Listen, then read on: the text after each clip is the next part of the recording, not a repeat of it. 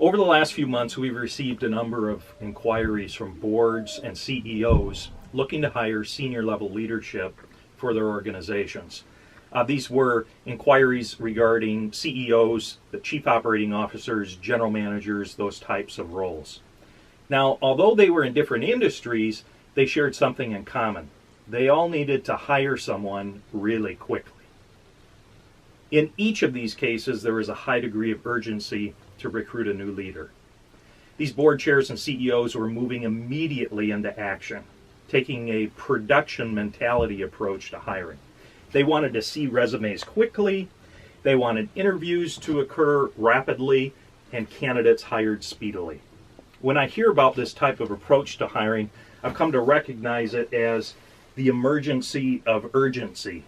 So this reactionary approach typically leads to dysfunction, turnover, and financial loss, which is ironically what they don't want. If you're watching this video and you're thinking you need to hire someone, I would implore you to please stop, pause for a minute, and listen. Now I'm going to quote from the Bible.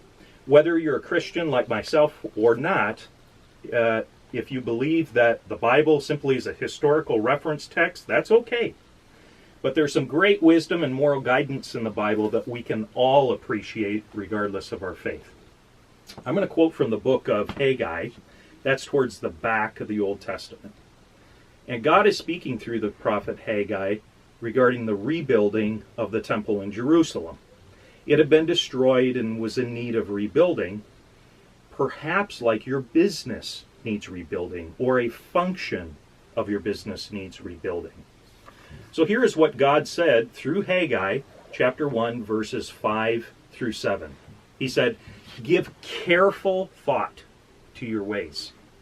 You have planted much, but you've harvested little. You eat, but you never have enough. You drink, but never have your fill. You put on clothes, but are not warm. You earn wages only to put them in a purse with holes in it." This is what the Lord Almighty says. Give careful thought to your ways.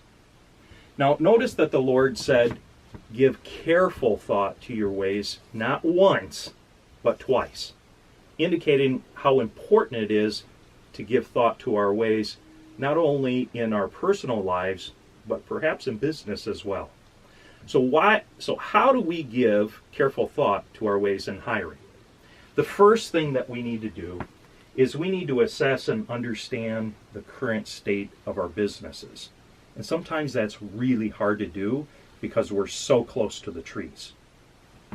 For a senior level leader who's going to oversee the business that you want to hire, I suggest reviewing the 5 pillars of business, including your finances, operations, brand, leadership, and culture. Why do you want to look at these things? Why give careful thought to this? And this is key. By reflecting on those areas, it will reveal who and what you need to hire. Unfortunately, though, most organizations skip this step and immediately go to drafting a job description. And I can guarantee you in that job description, it does not define who, and it does not define what needs to be done. So we don't want to do that. We don't want to rush in and develop a job description, go find candidates, interview them, and hire someone. We want to step back, we want to reflect, and we want to assess and understand the state of our business.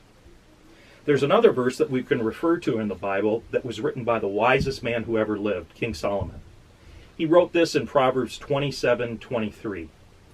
"Be thou diligent to know the state of thy flocks, and look well into thy herds." Now, in King Solomon's time, he was referring to livestock in an agrarian culture. However, we can still apply this today in our business and information age. Today, that would mean we need to be diligent about knowing the state of our business. And we should look really intently into it, assessing it on a regular basis. Now, it takes time to truly understand the systemic issues of a problem you may be facing in business, whether it be in sales, operations, engineering, or any other function. Sometimes the issues are pretty deep. However, it's important to understand what they are so your new leader can address them. A side benefit is they're going to hugely appreciate that you've been diligent. You've prepared the way for them and know the state of your business. Now, one thing that can assist you in assessing your business is bringing in some outside help. This could be a friend, it could be an acquaintance, or a third-party professional who's adept at assessing your business practices, your potential, your leadership team, and your culture. King Solomon again speaks to the wisdom that can be found in Proverbs chapter 1, verses 5. He says, "A wise man will hear and increase in learning, and a man of understanding will acquire wise counsel." So once you've dug deep and understand the current state of your organization, the second step involved in hiring intentionally is planning and preparing for your new hire. So what do I mean by planning? If you want to hire really good leaders to produce excellent results for you, you need to begin by defining what excellence would mean in a hire and planning for it. So why plan for a hire?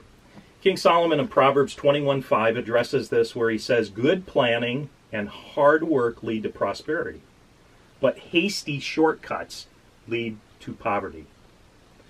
This prompted me to look up what haste means. Webster's dictionary defines haste as the state of being urged or pressed by business. Quickness, speed, swiftness. So let's reverse this verse for a minute. Let's reverse the verse for a minute and place it in a hiring context. If we are pressed by our business, if we rush speedily and swiftly in defining and hiring key managers for our business, this will lead to poverty.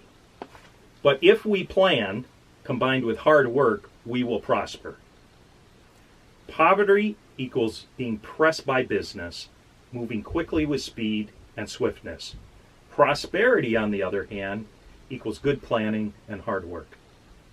Once you've understood the state of your business, you'll understand those functional areas, the business processes, the cultural issues, etc., that can be prioritized for a new leader or manager to address. These should be defined in writing, and this is called setting expectations and accountabilities for the new leader. Additionally, it's wise to include the following in your job model. We want to include the experiences that we would like to see in someone's background that will produce success in your business. In other words, let's say you were looking for a VP of sales who could increase your margins through the communication of your product's true value to the marketplace. If they have experience successfully doing that, it's likely to believe they could replicate it within your organization. The second thing we need to look at are cultural traits. Who will complement your culture? What do those traits look like? So for some of you that have done work defining your values, you'll want to identify those same values in candidates for your role. The third thing is competencies that are required in the role. And competencies are all the related knowledge, abilities, and attributes that form a person's job. So by defining the expectations and accountabilities in a role, along with the experiences and competencies and cultural traits desired, you'll have an interview and hiring template to use as you attract and qualify candidates. Additionally, by planning for the hire, you'll reduce risk in the hiring process and ensure alignment with what you expect. There's no better way to hire strategically than ensuring alignment in all of these areas. So just in summary, by really understanding the true state of your organization or function, this will enable you to define the criteria needed in your hire. This in turn creates your plan for the first 1 to 3 years that is in alignment with your objectives. This reduces risk in your hiring process, and if practiced, will produce excellent hires for you and improve business results.